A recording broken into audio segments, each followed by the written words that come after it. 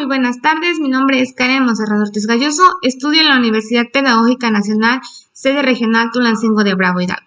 Curso el cuarto semestre en la licenciatura de Intervención Educativa y la materia lleva por nombre Financiamiento de Proyectos Socioeducativos, implementada por la profesora Juana María Reyes Olvera. En este caso abordaré algunos temas del bloque 1. Reglas de oro de la evaluación de proyectos.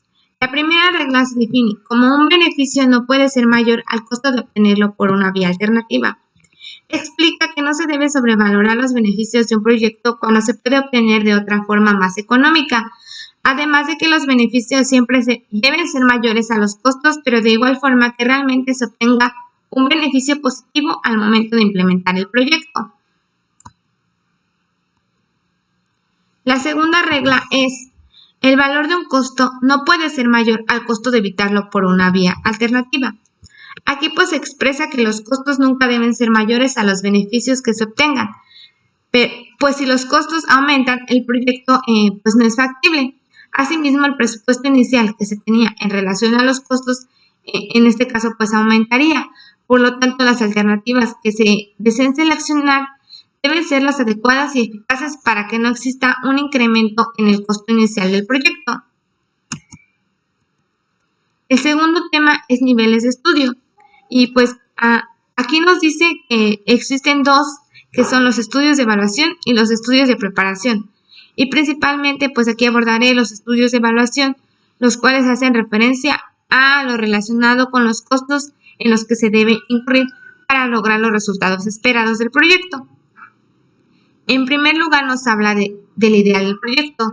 Se dice que los proyectos pasan por diversas etapas y por ello es importante tener una idea concisa y clara para lograr así la satisfacción de la necesidad o problema que se ha detectado.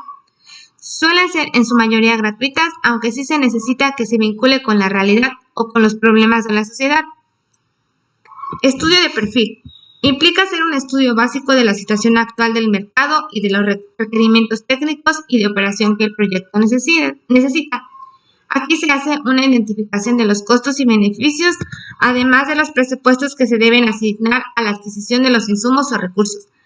Para ello se debe partir de la idea precisa que se tenga del proyecto, ya que implica estos costos.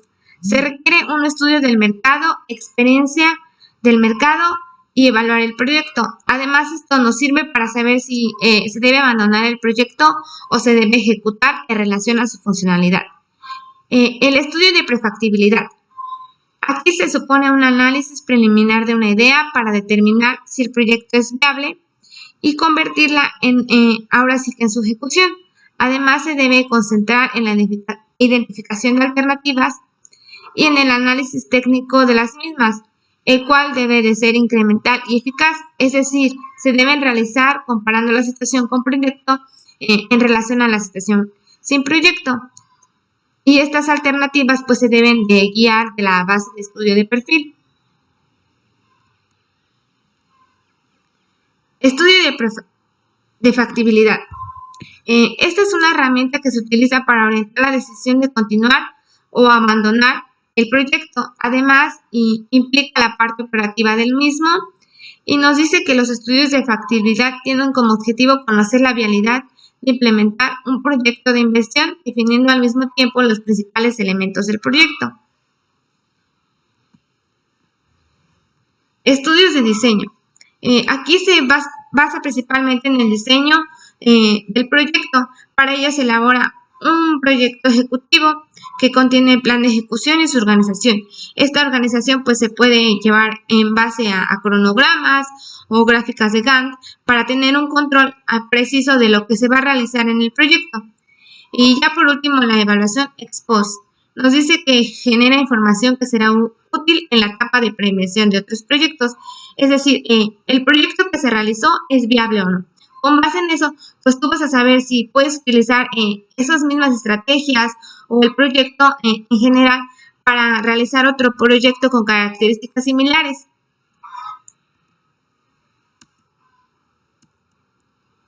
Ya por último, los tipos de evaluación. Nos dice dos principalmente. En primer lugar, la financiera o la privada. Aquí se toman principalmente los costos y los ingresos que se generan para el proyecto, pero por parte del inversionista. Y se hace el empleo de los precios de compra y venta que se manejan en el mercado. Y se suele dividir en dos, que es la evaluación económica y la evaluación financiera. Si bien la evaluación económica es aquella que determina si el proyecto o no es conveniente en su totalidad, independientemente de cómo se financie y del momento en que se paguen las compras o las ventas. Esto básicamente pues está más relacionado con la economía que se tiene acerca del proyecto. Y la evaluación financiera, que es la diferencia, que se diferencia de la economía porque distingue el capital de los dueños del proyecto.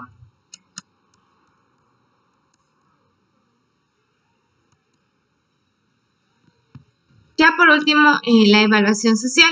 Nos dice que esta principalmente es una herramienta de administración pública que ahora sí que utilizan pues los gobiernos o las autoridades de los países o estados o municipios. Aquí se toman decisiones para asignar los recursos públicos. Por ejemplo, cuando se llega a un proyecto acerca de la construcción de calles o de la construcción de un edificio o de una escuela, y pues para ello las autoridades designan el recurso correspondiente para la satisfacción de una necesidad. Esto puede partir pues principalmente de la zona en la que se esté desarrollando el proyecto o del problema que se ha detectado. En conclusión, quiero decir que pues la evaluación de los proyectos es muy importante, pues ya que nos permite tener las herramientas necesarias para conocer si nuestro proyecto es viable o no y saber qué tan eficaz se puede llegar a ser al momento de implementarlo en la sociedad. Además de que pues se habla ahí de que debemos de partir de una idea, ¿no? O sea, de conocer y saber identificar qué problemas son los que se deben abarcar, porque hay veces que hay problemas que ahora sí que solamente son, que no cubren una necesidad ahora sí en general. Por lo tanto, creo que es importante que esta evaluación de proyectos siempre se realice eficazmente y siguiendo todos los pasos de los protocolos necesarios para que al momento de ejecutar el proyecto pues no exista un abandono de este. Eso es todo, muchas gracias.